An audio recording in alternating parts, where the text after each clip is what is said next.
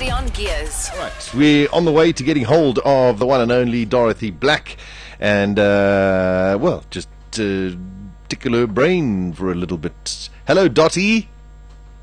Hello. Hello, Dottie. Hi, can you see me? I can hear you. We can't see you. Oh, there, now we can see you. Oh, hello, pretty. Hi. Are you well? I'm very well. How are you? We're very well. Compliments of 2013 and all of that stuff to you. Yes, and to you guys as well. Listen, before we start, I was just telling Daisy the story. I don't know if you've seen it, of this this judge who has come out and said it's no longer a criminal offense for children aged between 12 and 16 to engage in consensual sexual activities with each other. And that is a Pretoria High Court has ruled that. Isn't that a bit Really? wrong?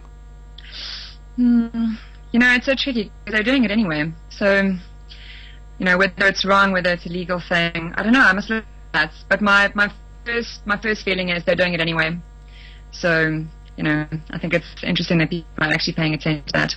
Why do we have to say something so logical here? Damn it. Not the answer. I think it's because a lot of people are really uncomfortable with the fact that children are having sex. I mean, I still view a 12-year-old as a child, and I'm not sure if I was a parent I'd be comfortable with that, but they are engaging in sexual activities which can and often do lead up to penetrative sex. So, you know, people are, there was a song once called "People Are Still Having Sex."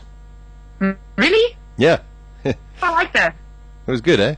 You want it? Okay, I'll find it for you. Good. All right, Dottie, welcome into the new year. Did you have a good break and everything? I had a great break. My sister was down, and that was a lot of fun. Okay, very nice. Okay. Dottie, here's our little question for you. It's quite this one's, it's a tough one. What do you do when your boyfriend's parents force him to choose between you and them? What do you do? Yeah, I'm assuming that these are adults. Yeah, one has to assume that they are. Yeah. Yeah, you know what I mean? They're not 14 and 15. Yeah, or 14 and 22 or 23, in which case, you know, I can kind of understand. But, you know, I think the first thing to realize is that this is mostly about the relationship and self-determination. Oh, but your Skype is sounding terrible, Dottie. Is it? Oh, Yeah. no. Yes. What must I do? I don't know. My fault. Must Learn be. interwebs. Oh, the interweb sounds terrible. Maybe your interweb. I don't know. Should I change the selection of the video? Yes, maybe. Okay, right. Oh, hello. Hi, is that better? Yes, that's much better. Oh, wow, look at that.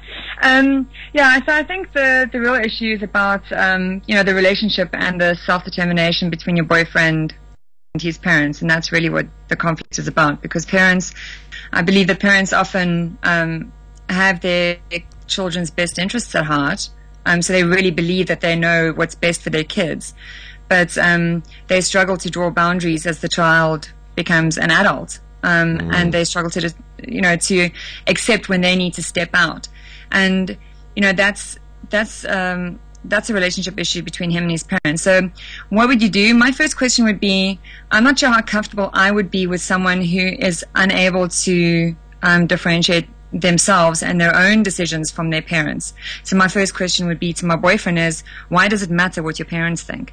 And while I understand that parents and family is important, they're also not, and I don't believe they should be, the sole determining factor of how you run your adult life.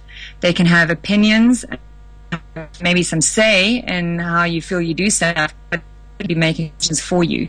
And they certainly shouldn't be doing something as desperate as an ultimatum between us or them. And I think the only thing that ends up doing is that it starts creating, you know, a huge star-crossed lover thing between their children and their children's lovers. And I use the word children, you know, adults are children too, I suppose, their parents. So your dear listener, your question then goes to your boyfriend as to why he's letting his parents control his life so much, and if he can't make that differentiation between what he wants and what his parents want, you need to decide if that's something you want to be involved in, because it sounds like you're not just going out with him, it sounds like you're going out with the entire family, and I think that starts becoming a little problematic if they're against the relationship. So, I think a lot of people would disagree with me, because I think they're very culturally strong family groups in South Africa where family plays a huge role and religion plays a huge role in who you go out with. So I think it's going to be tricky for what your background is and why his parents are saying so. But the decision ultimately lies with you and what you're comfortable with. And if you're going to be comfortable hanging around with a family like this, a family that doesn't want you, and a partner who's taken them very seriously. Listen, a lot of the times, don't you think that let's take the specific example. It's the guy. Don't you think he's got problems because he doesn't want to upset his parents too much, but he also doesn't want to upset his girlfriend too much? I mean, he's also stuck in a bit of no man's land. Do you think he's being spineless, or do you think, you know what? Yeah, I don't think it's being spineless. I think it's very difficult if you're very close to your family, and you don't know how to step away from that. I mean, if you've taken your family and you have been so close for so many years, it is difficult to step away. So I don't think it's spineless, in as much as it probably has a lot to do with fear, like not really knowing how to deal with this. But it might start edging towards spineless, where, if you've got a 32 or 25-year-old man, or a 27, 40-year-old man who's still listening to what his parents are telling him and how his parents are telling him to live his life, then my knee-jerk reaction to that would be, you got to grow some and get a backbone. If it's one, then listen, it's a difficult one. It's very difficult. I've never been in that situation. My parents and I, I've just never been in that position where my parents have ever dictated to me. I don't think anybody would be able to tell you what to do, Dot.